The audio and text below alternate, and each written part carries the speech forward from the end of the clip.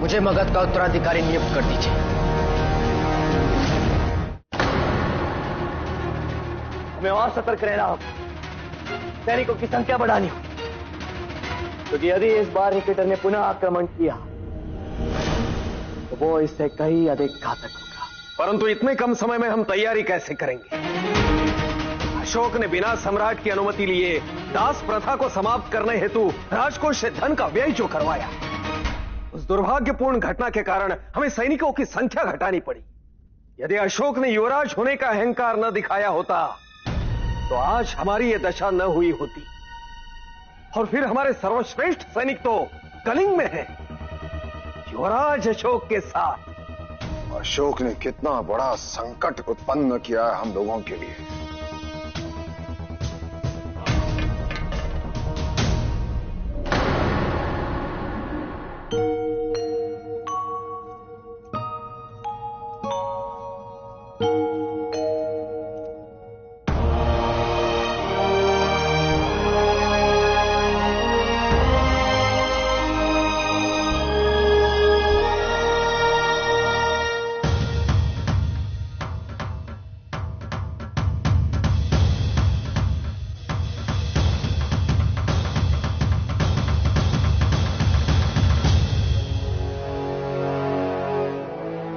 निश्चिंत रहिए भैया, मैं इसका प्रबंध कर चुका हूं। इतना समय क्यों लगा दिया? अपनी परिवार की अनुपस्थिति ने थोड़ा व्याकुल कर दिया था। मैंने कहा ना, मेरा परिवार भी तुम्हारा परिवार। कौरवकी, मेरी माँ। आपने जिस पीड़ा का सामना किया मैं उससे अवगत हूं। मेरी माँ को भी बहुत वर्षों तक ऐसे ही वियोग सहना पड़ा था। मैं जानता हूं कितना त्याग, कितनी कठिनाइयों का सामना करना पड़ता है। आपको शत शत नमन।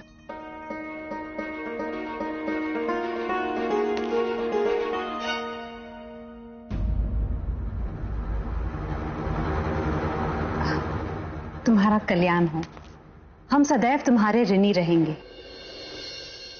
ऋणी होने की बात करके आप स्वयं मेरे कल्याण के मार्ग में बाधा उत्पन्न कर देंगी माता।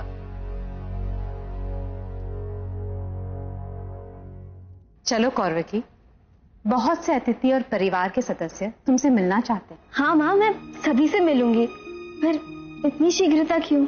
शीघ्रता ना हो, औपचारिकता तो है। सब शुभचिंतक है तुम्हारे। चलो। बालक कौन है केवलनाथ जी? ये सम्राट बिंदुसार का पुत्र राजकुमार अशोक। युवराज अशोक। किंतु जहां तक मुझे ज्ञात है, सम्राट बिंदुसार के ज्येष्ठ पुत्र तो सुसीम है ना, तो ये युवराज कैसे? युवराज तो सुसीम ही बनने वाला था, परंतु मैंने सुना है कि अशोक को विश्वास है कि वो सबसे श्रेष्ठ है, इसलिए इन्होंने महाराज से हट करके युवराज का पद मांग लिया। और पिता ने दे भी दिया? आप जानते नहीं है, असल में अशोक के जन्म के 13-14 वर्षों पश्चात प्रथम बार अपने पिता से मिलन हुआ। अच्छा जी। सम्राट को बहुत आत्मग्लानि और अशोक के लिए दया भी, और फिर अशोक की मां सम्राट की सबसे प्रिय रानी। मैंने तो यहां तक सुना है कि रानी धर्मा पुनः गर्भ धारण कर चुकी है। क्षमा कीजिए, परंतु कारण ये नहीं, बल्कि युवराज अशोक ने अपनी योग्यता सिद्ध की है, अकेले तक्षशिला पर विजय प्राप्त कर। और यह भी ज्ञात रहे, यदि युवराज अशोक ना होते तो आज हम इस भव्य समारोह में भोज नहीं कर रहे होते।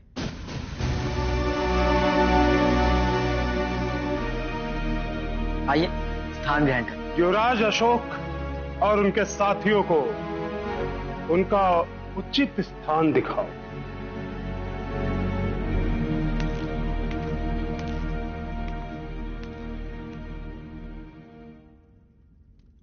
नहीं, यहां तो केवल परिवार के सदस्य बैठेंगे।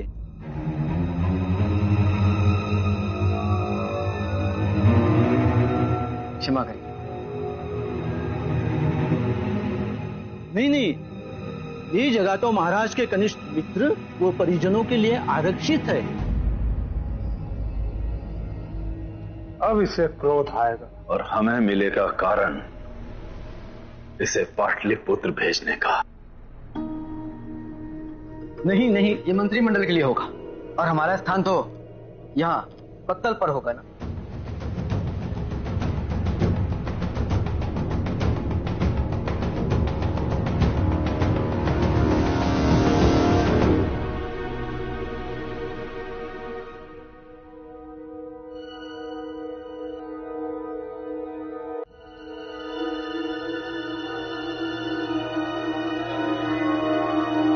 मुझे क्षमा कर दीजिए, मैं यहाँ भोजन ग्रहण नहीं कर पाऊंगा। क्यों? क्योंकि आपके इस स्वागत सत्कार से मैं अभिभूत हो गया। आपने मेरे अतीत के बारे में इतना कुछ पता कर लिया। आपको यह कैसे ज्ञात हुआ कि मैंने अपने जीवन के आरंभिक वर्ष पत्तों के पात्रों में ही भोजन किया है? इतना ध्यान कौन रखता है अपने अतिथियों की पसंद नापसंद पर? आपके इस अतिथि का अनुभव कर मेरी शुदा समाप्त हो गई।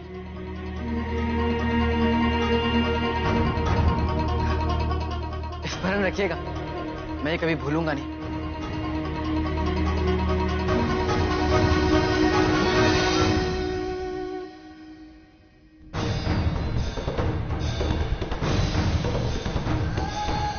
कौरवकी,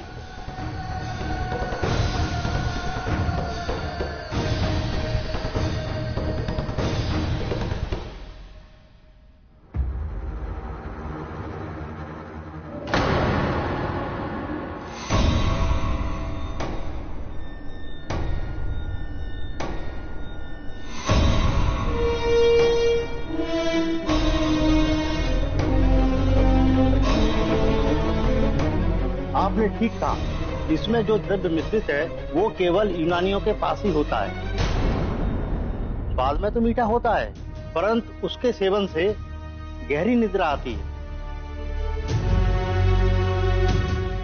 और इतनी भारी मात्रा में तभी संभव है जब ये कार्य हमारे पाकशाला में की गई हो, जहां पे ठंडाई बनाई गई। कहीं ऐसा तो नहीं कि द्रोही हमारा ही कोई विश्वसनीय हो?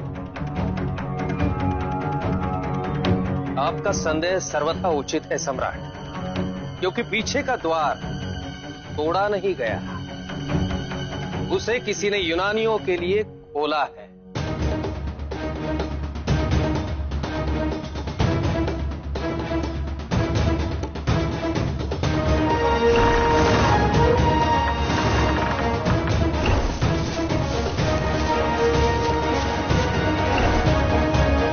जिस सरलता से, जिस सहजता से आक्रमण हुआ है, उससे यह निश्चित है कि किसी अपने का सहयोग था। पर कौन हो सकता है?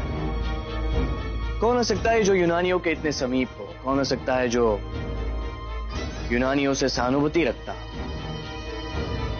हमारे बीच दो ही व्यक्ति यूनान से संबंधित, राजकुमार जस्टिन और राजमाता हेलेना। अब इसमें राजकुमार जस्टिन की मृत्यु हो चुकी है और राजमाता हेलेना अभी तक आजीवन कारावास भुगत रही। तो ये जो भी है, या राजमाता या राजकुमार जस्टिन, या दोनों से बहुत गहरा संबंध रखता है।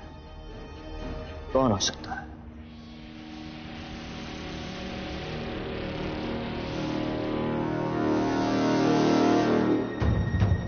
एक राजद्रोही की संतान होने का दंड आप लोग कब तक देते रहेंगे? हाँ, मैं राजमाता के समीप था, लेकिन उन पे विश्वास करना मेरी सबसे बड़ी भूल थी। पर इसका अर्थ ये नहीं कि मैं यूनानियों का समर्थक हूं। इसका अर्थ ये नहीं कि मैं अपने ही परिवार पर आक्रमण करवाऊं। और मैं तो खुद यूनानी सैनिकों से लड़ रहा था। और जब निकेटर की बातों में पिताजी महाराज फंस सकते हैं, तो मैं तो अभी बहुत छोटा हूं। अभी यदि आप सबको स्मरण है, मैं निरंतर यही था, होली मना रहा था आप सभी लोग के साथ।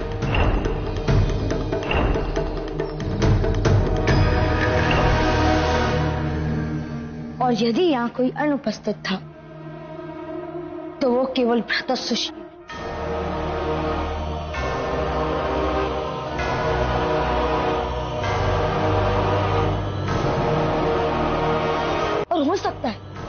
अशोक की अनुपस्थिति का लाभ उठाकर उनसे श्रेष्ठ दिखने का प्रयास कर रहे हो। सियामत, मूर्ख है तू। अपने आप को श्रेष्ठ दिखाने के लिए मैं यूनानियों का साथ दूंगा? उल्टा मुझे उन पे संदेह था और वास्तविकता ज्ञात करने के लिए गया था मैं उनके शिविर। पकड़ा गया, रात भर प्रताड़ित किया, मुझे लटका के रखा था। पर महत्वपूर्ण बात यह है कि मैं उनकी शक्ति और उनकी तैयारी देख चुका हूं। विश्वास के साथ कह सकता हूं कि यह अंत नहीं है। दोबारा अवश्य आक्रमण करेंगे वो।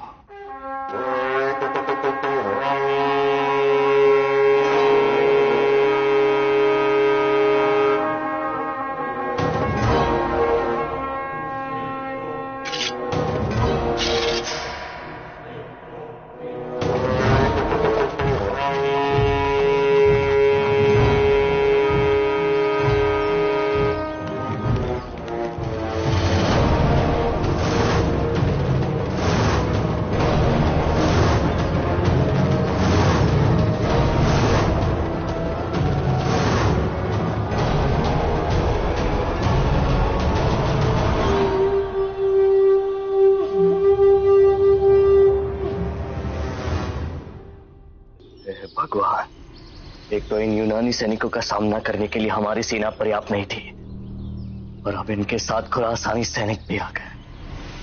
अब हम क्या करें? ये सब उस अशोक की मूर्खतापूर्ण निर्णय के कारण हुआ है। दास प्रथा का अंत कर दिया, वो भी राजकोष का धन व्यय करके। नहीं तो हमारा मगध इतना दुर्बल होता ही नहीं। यदि आज हम पाटलिपुत्र हार जाते हैं पिताजी, तो इसका उत्तरदायी केवल अशोक होगा और कोई नहीं। मेरे पुत्र, आप जहां भी हैं, शीघ्र ही लौट आइए। आपकी मातृभूमि को आपकी आवश्यकता है। उनके प्राणों की रक्षा कर, उनके सम्मान की रक्षा कर, उनका राज्य उन्हें लौटाने के पश्चात भी ऐसा अपमान? कोई ऐसा कृतज्ञ कैसे हो सकता है?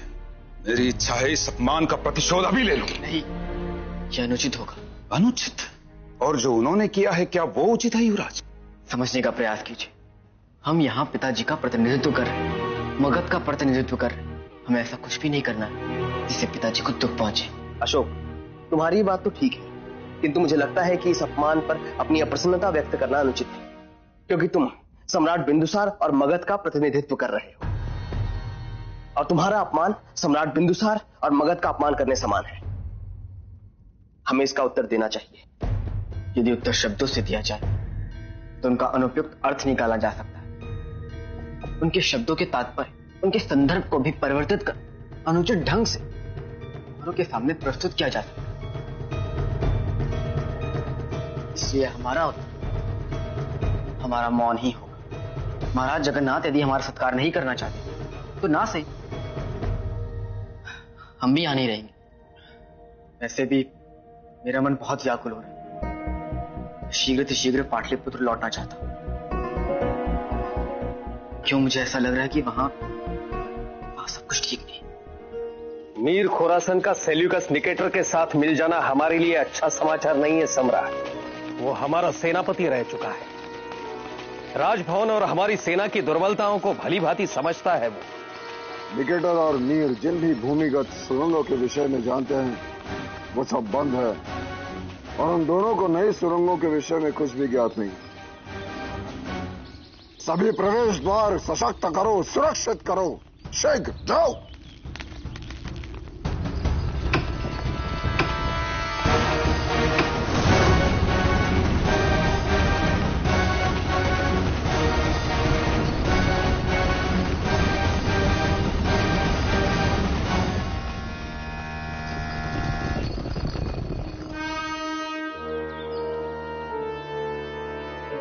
बिंदुसार को यह गलतफहमी है कि उसके दरवाजे हमें रोक लेंगे।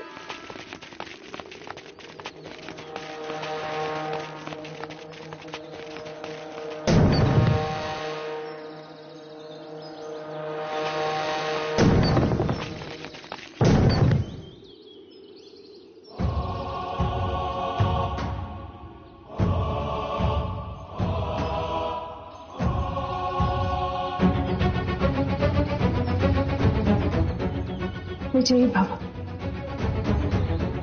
सुशील, वीरता दिखाना आवश्यक है, वीर गति को प्राप्त करना नहीं। कोई जीवित लौटे या ना लौटे, तुम्हें जीवित लौटना होगा। विजयी भव। आप नहीं जानती हैं कि मुझे विजयी होने का आशीर्वाद देकर आप अपनी पराजय स्वीकार कर रही हैं। दीवारें लांघो।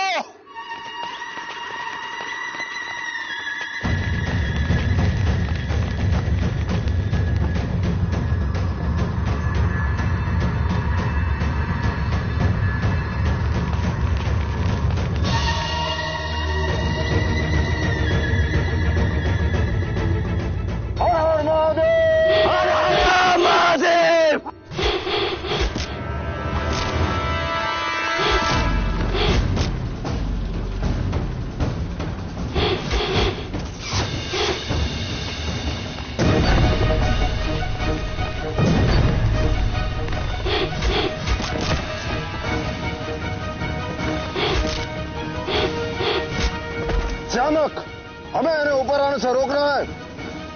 जाओ, जो भी सहायता हो वो लेके आओ। शत्रु राजभवन की प्राचीर चढ़ने का प्रयास कर रहे हैं।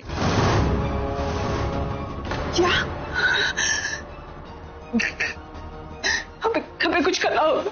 हम क्या कर सकते हैं इसमें? ये युद्ध है रानी धर्म, कोई पाकशाला में पूरी तरह नहीं। तेल? तेल? हाँ, हम तेल उबालकर शत्रु सैनिक पर उंडेड़ सकते हैं। अशोक ने तक्षशिला में यही किया था।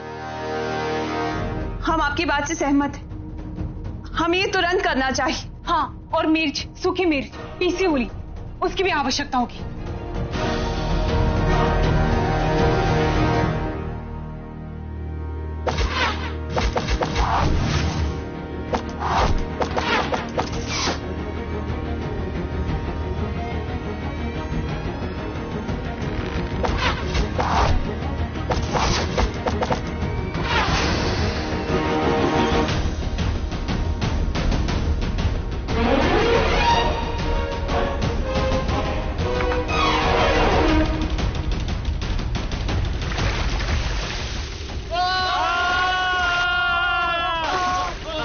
हमें और सामग्री की आवश्यकता होगी।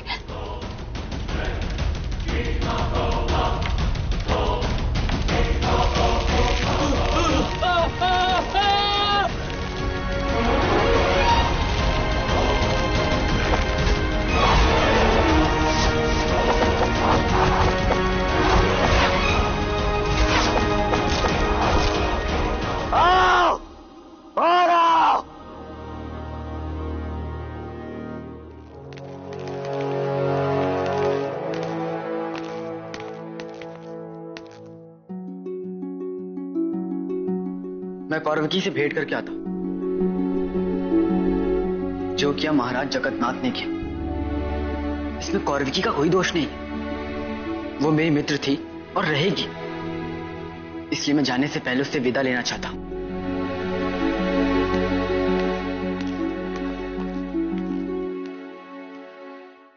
अगर मैंने ही लाक्षागृह के बाद सारी सुरंगें बंद न करवा दी होती तो अब तक तो मेरे सैनिक अंदर घुसकर युद्ध समाप्त कर चुके होते। ये श्यामक कहां चला गया? अभी तक आया क्यों नहीं? हमें और बाण चाहिए, नहीं तो मैं इन्हें रोक नहीं पाऊंगा। रुको, सुनो, भ्राता सुशीम के पास पर्याप्त बाण है। ये सब बाण आप पिताजी महाराज को दे दो।